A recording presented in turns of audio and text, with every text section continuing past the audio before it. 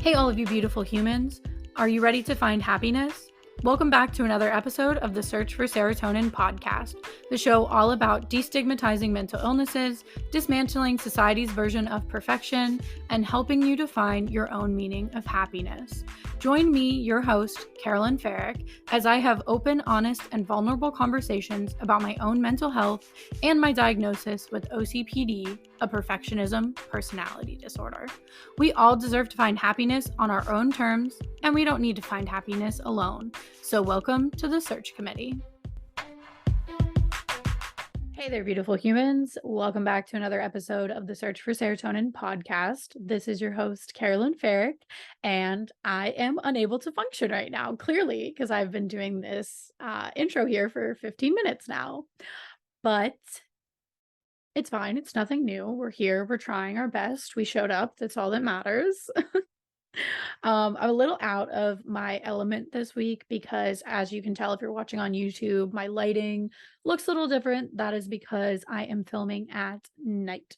It is a Saturday night and I'm sitting here recording a podcast and recapping my week and everything I learned this week for all of you. I do have a little Moscow Mule. I'm having a little drink right now because I'm actually celebrating. And you may ask, what are you celebrating? What's going on? What happened? What's the deal? I'm celebrating getting through the past 7 days. I'm celebrating being at this point, getting through everything that I cracked open last week in therapy.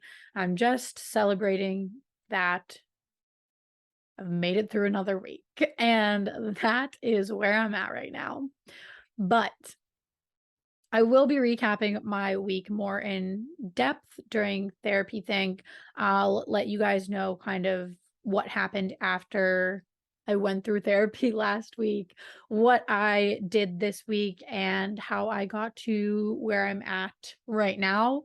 But before we jump into Therapy Think, I did want to share some information that I found with you guys. I did some research this week. I actually found some studies online through the National Institute of Medicine surrounding OCPD, and that research actually led me into a discussion with all of you on Instagram, which I will be recapping for everybody because my followers on Instagram said they would like me to recap this on the podcast. So if you don't follow the Instagram, just keep listening. I will explain everything. If you do follow the Instagram and you did participate in the discussion that we had, I will be reading responses and shouting a couple people out. So make sure you stay tuned for all of that. So this rabbit hole of research actually started because I wanted to just go on my computer, get something done really quick the one night. And I opened up my email and I had an email from I have such a bad time saying S's. Stuff.works.health. It is a research community for people with different diagnoses. If there's not a lot of research out about your specific diagnosis, your specific disorder, it's a place for people with that disorder to come together, discuss, share their own experiences. So then Stuff That Works can pull this information from everybody's responses and then share it with the community at large. So it shares, these are the most common symptoms associated with OCPD. This is what 83% of people said it makes their symptoms worse, all that kind of stuff. They pull from people who are actually diagnosed with these disorders and then gives them a place, a portal almost to go on and interact with other people. You can ask other people questions. There's discussion boards, and it just kind of helps people feel less alone. So when I found Stuff That Works and I found the OCPD community, I was so excited because I was like, great, there's more people out there. This is a great resource because there's not a ton of information. So maybe I can learn something from people who've been dealing with this longer than I have to help me better understand myself and what I'm going through. And so somebody posted a discussion post or something like that. So I went over there, and I haven't been on the research community in probably like a month or two, and I haven't really been keeping up with the polls and the questions and things like that. So I started by just deep diving into all of those discussion posts, all of the new polls, any new research, any new insights, that kind of stuff. And as I was reading, I found some things that I am aware of that I do myself, but I didn't know were OCPD associated. So realizing those things just from the discussion post prior to any like in-depth research that I did, I think was pretty interesting. So the first symptom that I found was really disheartening to me because I don't know, I think I have a sense of humor. I think I can sometimes be funny, not always, but sometimes there's a rare occasion. But one of the first things I found was that people with OCPD tend to lack a sense of humor because they're so rigid or strict on rule following, or they're like, no, it has to be done this way. There's no space for humor or anything like that. So that was like disheartening, like I said, because I'm like, damn, I thought I had a good sense of humor. I thought I was funny, but I don't know, maybe it's all the trauma that just really brings out my sense of humor. I'm just a special OCPD individual. The next symptom that I found really hit me and it perfectly like described me. So people described having trouble picking out their clothes. Like they get really obsessed almost like it's a compulsion, like an obsession that they have to, match and the colors have to be perfect in their outfit. And is it too, much? Is it not comfortable? Am I going to be like moving weird in this? Like all of those kind of, things you think would I think at least would be a normal process of putting together an outfit and getting ready for the day. Um, but it said, people with OCPD will spend like hours trying to like figure out what they're going to wear, figure out their clothing. There's a lot of indecisiveness, a lot of self-doubt because it's that I need to have this perfect image. I need my look to be perfect so people don't perceive me any less than perfect. So that one really spoke to me. The other one, oh my god, this one really hurt. This one hurt so bad. Um, People said that they have trouble sending texts. So this woman posted about her husband actually in the group, and she was saying it was really heartbreaking actually. She was saying his obsession was like finding women on the internet who weren't her to have sex with, and she was being really vulnerable, so I don't want to negate that, this is a horrible experience that she's going through. Her husband's compulsion is literally cheating on her. But something that she said in it really stood out to me, and it was that he was getting so bad and his OCPD was taking so much control that his perfectionism was preventing him from responding to text. Like it would take him 2 to 3 hours to send just a simple text or any type of text because he was overthinking what he would send for that long. And this one is so me because I hate texting, not because I don't care how people are doing. I hate texting because it gives me so much anxiety. I get so obsessed over, is the wording correct? Is someone going to perceive this wrong? How could I say this better? And then I get wrapped up in this idea of, well, I need to perfect it before I can respond, or I can't open the message until I think of the perfect response because if they see that I read it and I take too long to type, then this is what they're going to think. And I get down that hole of, I'm lost in this loop of trying to make it perfect that it just gets pushed off and it never happens. And so when she said her husband took 2 to 3 hours to send a text, I was like, oh my god, that is me, because I won't even wait 2 to 3 hours. I'll just never send the text. Like I'll just ignore it and not deal with it.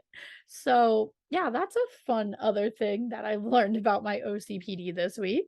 So then that sparked me to think, well, I want to learn more. I want to keep learning more. So let me just do a quick, like, OCPD symptom search and see if I can find some like actual articles and research studies. So I went on to the National Institute of Medicine. Like I said, the first study I found was the impact of obsessive compulsive personality disorder, OCPD, symptoms in internet users. And I think this study was done in 2017, I'm pretty sure. I will be linking the links in the show notes to all of these articles because once again, I always encourage you guys to do your own research. Don't take my interpretations or what I say as fact. Make sure you're always looking into these things yourself, doing your own research, and talking to professionals about you and your specific situation. So, in this internet users study, they looked at symptoms in the DSM-5 of OCPD, and they compared those symptoms to people who frequently use the internet. So they listed 8 DSM-5 criteria that they were using to establish if people had OCPD or not. And the requirement was that you needed 4 or more symptoms in order to qualify to have OCPD. What they found is that if they took those same 8 DSM-5 criteria, those same 8 symptoms, and polled internet users, frequent internet users, that majority of the internet users that they did poll had 4 or more of the criteria associated with OCPD. So that kind of got me thinking because I actually put a TikTok out about this week because after reading about it, it just kind of blew my mind that not only is OCPD more common than OCD, and people still don't talk about that, people don't acknowledge that, there's not a lot of research out on OCPD, it's not a common household disorder that everybody can hear and be like, "Yep, I know exactly what that is." But on top of that, not only is it more common, but it's common in internet users, which is almost everybody in the younger generations. Everybody uses the internet probably more often than not. Like in terms of social media, that's what I was thinking. Like in terms of social media, when they think of internet users, that's what I'm thinking. But yeah, so a lot of internet users resonated with 4 or more of those 8 symptoms. So it was an interesting comparison to see that this is, yes, a common issue and still no one is talking about it, which I still don't understand, which is why I continue to talk about it, why I continue to do this research, not only for me, but for everyone out there. So then that got me thinking about just general symptoms of OCPD, and somehow my brain was thinking about birth control. And so I said, oh my gosh, like, I wonder if OCPD has any limitations with birth control. Like, are there birth controls that are better for OCPD or personality disorders? Or are there ones that are maybe more helpful with the symptoms? Because right now I have Nexplanon, which is a 3 to 4 year birth control that they put in your arm. It's a little bar. But something that I don't really love about Nexplanon, yes, it is 99% effective, which we do love. But I don't love that a lot of the side effects are, depression, weight gain, headaches, lower back pain, a lot of these things that I actively struggle with in my life. But these are now side effects that this birth control is probably making those things a lot worse. And so I was like, let me see if there's something better out there that may help reduce some of these symptoms or eliminate some of these symptoms. So I went on to the National Institute of Medicine, tried to find some studies on there, wasn't really successful. I did find a long-term physical health outcome study of having OCPD. And, it mentioned cardiovascular health, like heart and blood vessel diseases, high blood pressure, things like that. But I couldn't find anything about periods. And so then that got me thinking. I was like, do other people with mental health, issues, do they struggle with birth control? Does it make them, more hormonal, more suicidal, more depressed, things like that? I wanted to know. So I went on Instagram and I asked all of you guys, I said, hey, let me know your experiences on birth control. You don't have to have OCPD, but I just want to know if you've had a good experience, a bad experience, or if you found other alternatives or what's worked for you. And so at first I got some people saying, I've always been on birth control. It's my baseline. I don't really have anything to compare it to, so I can't give a yes or a no. I had someone say that they use, tracking their ovulation as their way to do birth control and using family planning apps. Someone said Depo, which is the shot that you get every couple months, has been the best option for them. They've never felt stable on any kind of birth control, so Depo was the one that worked for them. So I'm like, cool, awesome. People are responding. I'm loving this information, if not for me, but if I can share this for other people because, like I said, I have Nexplanon. I always thought it was great, but the more I've had it and the more I've realized, when I got it in my life and the changes that have happened to me since that period of getting birth control, I have to wonder if a lot of those things could be associated back to birth control, and has it been worse because of the one I've been using, because it has been like so many hormones pumped into my body for like the past few years. So then I had someone write in and say that NuvaRing made them ragey. So that, I believe, is an IUD insert. Um, and then they also said Paragard made their periods much worse, and the pill helped their PMDD symptoms the most. So Paragard was actually one that I was looking into because it turns out it is a hormone-free birth control option. It's 99% effective, and it is supposed to last up to 10 years, which, as somebody who doesn't necessarily really want to have kids anywhere in the near future and or maybe never, so that is why I would love to have the option to, if I can have a birth control for the next 10 years, awesome, because if I need to take it out sooner, I can get it taken out sooner. But I just don't want to not have it either. But I want to see if I can get some of these symptoms under control because I've been dealing with back pain for my entire life. The amount of headaches I've gotten in the past couple of years is way more than I've ever gotten. So if I could get rid of that kind of stuff, that'd be great. I do wonder if a lot of like my bloating and, body issues lately have been associated to birth control as well. So I was like, maybe hormone free might be my way to go. But then I saw someone say, Paragard made my periods much worse. And so I was like, I'll see what people say. Maybe I'll ask and poll about Paragard specifically. And so I did that. And shout out to Jenna. Jenna is my friend from college. She is someone that I've known for several years.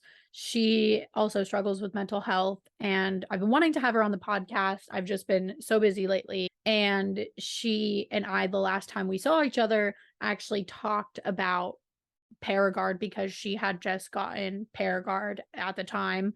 And I couldn't remember. So I was like, I know she'll respond. And she said, yes, she loves Paragard. The only thing is her period is heavier, but the hormone free, she said she likes it a lot. And then she also said she used to have NuvaRing, and NuvaRing actually almost killed her.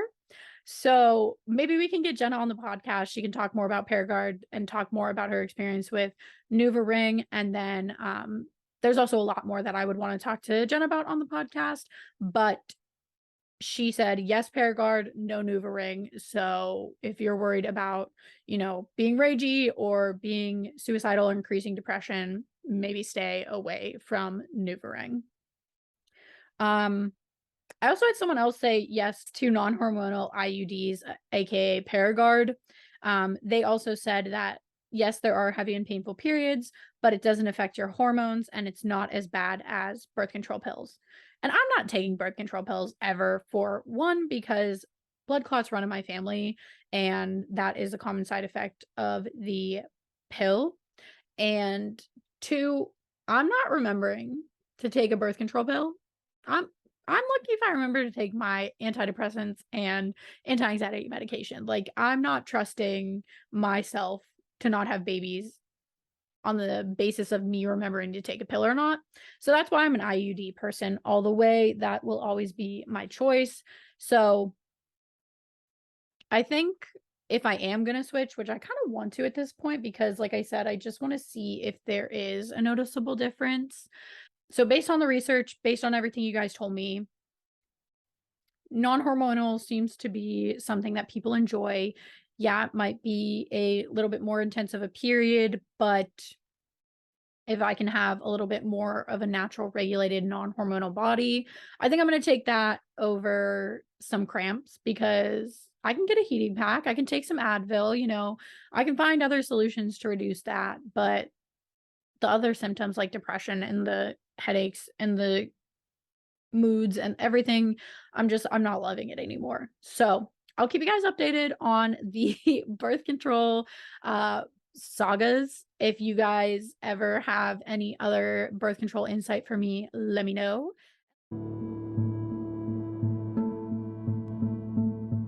It's time for Therapy Think, a segment all about destigmatizing mental health through therapy. During this segment, I will give you a sneak peek inside of my weekly therapy sessions and share what I took away from therapy this week. So, on top of all of the research and birth control learning I was doing this week, I actually had a lot of other stuff that I was dealing with. So, if you're here last week, you know that I opened up re not even re-dealing with or reprocessing because I never processed it in the first place, but I opened up the discussion of processing what happened to me and my sexual assault experience in therapy for the first time with my therapist, Tina. And after our therapy session last week, after realizing and working through a lot of stuff and coming to a full circle moment almost, like I said, I got off my therapy call. I recorded a 50-minute podcast. I cried. I processed everything. I got a lot out. And then I ended up re recording a recap of what I spewed out in those 50 minutes and put it into the podcast episode that you all heard. And that came out last Monday. And I was really nervous about putting it out. I got really in my head. I started to put myself down. I started to doubt myself because I got scared. I got scared of people hearing me talk about the sexual assault again. I got scared about reopening that wound because there's a lot of shame and a lot of fear surrounding that still for me. And that's what I'm going to need to work on in these upcoming weeks. But I got too in my head, and I think it really took a toll on me. And I got so in my head that I made myself almost physically sick. So on Monday, when I woke up, I did not feel well at all. My head hurt so bad. And I just spent the entire day laying in the dark, falling in and out of sleep, just taking a full on sick day, which I haven't done probably since I got COVID over the summer. But I told myself I needed that sick day. I needed the day. I needed to slow down because of everything that I just reopened in my body and reopened in my brain over the weekend. I couldn't wake up on Monday and power through and be like, we're gonna get so much stuff done, or we need to go, go, go. Like I just couldn't do it. That really set the tone for the whole week almost because after Monday of not really doing anything, I woke up on Tuesday and I was like, yeah, I have to do work. I have to do stuff. I need to, you know, accomplish things, blah, blah, blah, blah, blah. So in the morning, I started doing work. I started going on Instagram. I posted some videos. I recorded some stuff. And after posting those videos, I kind of started to get in my head because I started to compare myself online to other people. And instead of continuing to power through and continuing to be online and working for the rest of the day and continuing to put myself down, I decided it's 70 degrees. It's a beautiful day. You don't have to be doing any of this. You have so much time the rest of this week. And so I took my paint stuff and I went over to the park near my house and I just sat in the woods for 3 hours, put a blanket down and painted. and I took my tarot cards, did some practice readings, and just sat in nature, put on some like lo-fi music, and didn't really look at my phone. I put on do not disturb. I was like, Instagram doesn't exist, nothing else exists. Like, I'm painting in the woods because I can. I can. It's Tuesday, it's 1 o'clock in the afternoon, and I can go paint in the woods because that's like the life I've created for myself, and I don't take time to stop and appreciate what I've done for myself this past year. I don't take time to stop and say, you can have fun like this. Like, you don't have to stress all the time. Like, there's really no need to stress all the time.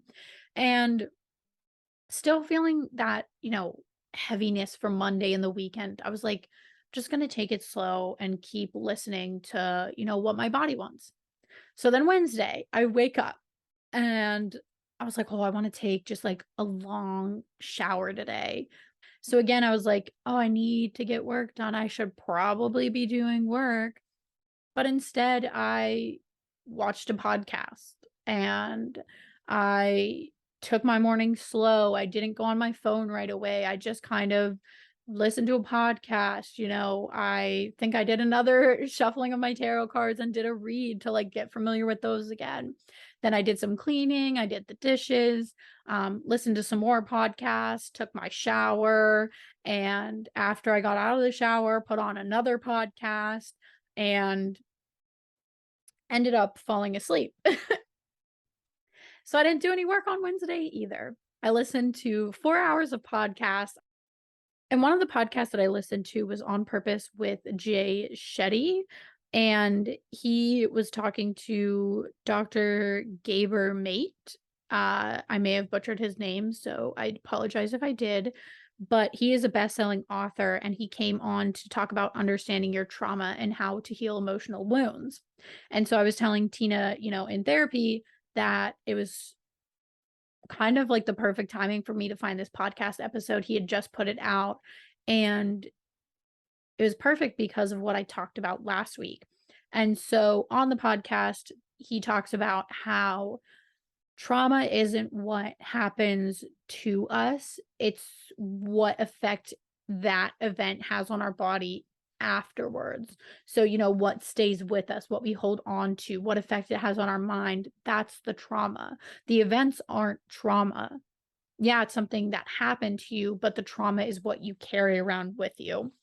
So, hearing that was really nice this week because I feel like that was something I needed to hear, something I needed to process and apply to my own situation to help me come to terms with, not come to terms with it, but understand where I'm at with my own trauma almost.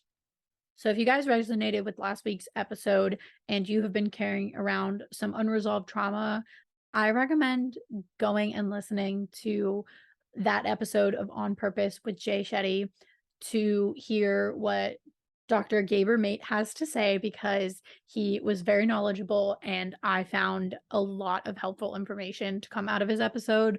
So I suggest giving it a listen. But yeah, so doing that for myself on Wednesday was really nice. And then Thursday, I was catching up on work, getting everything done that I had to do for the week. And then Friday, I was able to kind of do the same thing, just take an easy morning. Corbin had the day off, so we went and got Starbucks. We played like a video game together. It's like a couples video game that you have to work together to complete tasks and that kind of stuff. So we did that. And then yeah, that was my week. It was really low stress and really chill. And what I talked to Tina about in therapy was that if I didn't open up that conversation in therapy last week, I never would have slowed down. I never would have come to the point of, giving myself that space to rest for the entire week. And I wouldn't have given myself the grace and the respect to process that in the way that I needed to. And I told her that us opening up that conversation last week really started a level of honesty within myself that I haven't been doing. And finally, being honest with myself last weekend helped me be more honest about some other things that I've been struggling with lately and be more honest about what it is that I need to do for me to give myself what I've been essentially searching for or wanting. And I've known this all along, but again, I suppress these things because I don't want to acknowledge that, yes, this is what I want, or yes, this is how I feel. And so trying to slow down, listen to that, and honor me more is something that I feel like I was really able to start doing the way that I've wanted to this past week. And I only hope that it continues to go in the same way.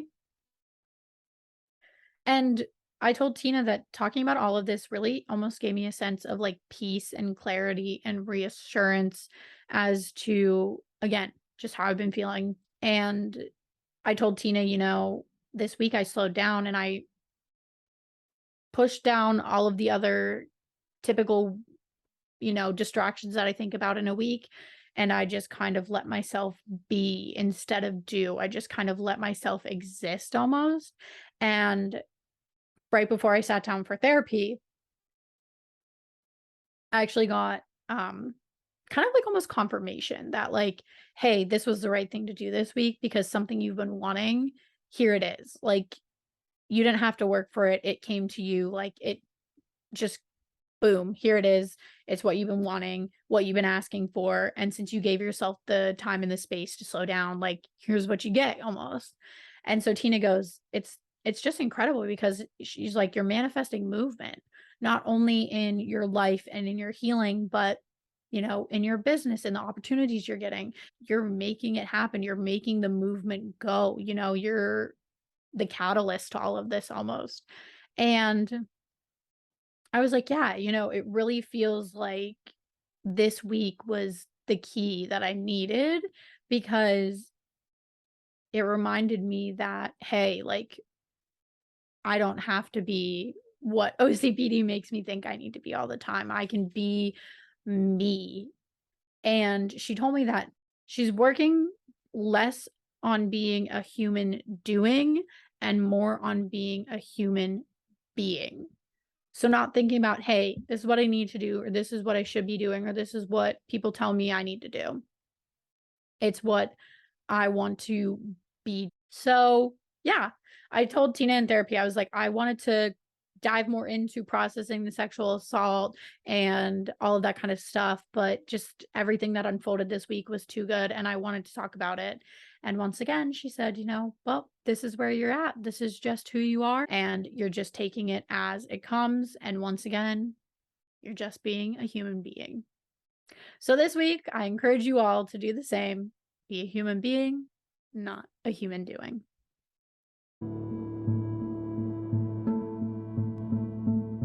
Our final segment of the week is Serotonin Script. This segment is all about filling your weekly prescription of serotonin. I will share what sparked serotonin in my life this week to hopefully inspire you to find your own version of happiness. If you want to share how you searched for your weekly dose of serotonin, then DM at the Search for Serotonin on Instagram to be featured on next week's segment of Serotonin Script. This week, I didn't just have one source of serotonin, I actually had multiple sources of serotonin. So, the first source of serotonin for me would absolutely have to be me painting in the woods. Hello, outdoor nature, fall leaves falling all over you, just like it was raining leaves the entire time in the woods. So peaceful, so chill, such a nice day. So that was a really great part of the week. Another source of serotonin for me this week was my family. I love my family. I love hanging out with them. But this week, my dad had to come to town for work. So I was actually able to go to dinner with him and Corbin the one night. So it was nice to catch up with him. We went to a restaurant that me and him used to go to all the time when I was younger. When I was in college, we would always go eat there. So it was just nice to catch up with him, see him, and just spend some time with him. And then I actually got to hang out with my mom and my aunt and my nieces this week as well. And then my third and final source of serotonin for the week was connecting with myself. Just being with myself, being supportive of myself, being patient with myself, giving myself what I needed this week, and truly, practicing what I preach. It was really comforting and it really helped me reconnect with myself in a way that I've been missing for a really long time. All right, you guys, that is all of my serotonin for the week. And that is all I'm gonna ramble because I've been rambling here for a little while. So, all right. My drink is finished. I'm hydrating now, getting some water in me before I go to bed. So yeah, I'm gonna go try and calm down, wind down, and see if I'll be able to fall asleep at any point. But thank you guys for being here for another week of the Search for Serotonin podcast. I appreciate you all for being a part of the search committee. If you liked this week's episode, please go rate, review, and follow on Apple Podcasts and Spotify. Please give me your feedback. I always love feedback. I'm always trying to make this the best podcast for all of you possible. So let me know what you're thinking. If you're not already following the podcast on Instagram at the Search for Serotonin, go give it a follow. That is where I post all of my updates, post any cool things that I am working on. So make sure you're following that to stay up to date with me and the podcast. Also, if you're not watching this podcast on YouTube, what are you doing? Go check us out on YouTube at the Search for Serotonin on YouTube. You can find my channel. It's the same podcast. You just get to look at my face and all the weird hand gestures and facial expressions I make. So go subscribe and turn on notifications on YouTube as well. All right, you guys, I hope you have a wonderful Monday, a wonderful week, and always remember this world is better with you in it. Bye.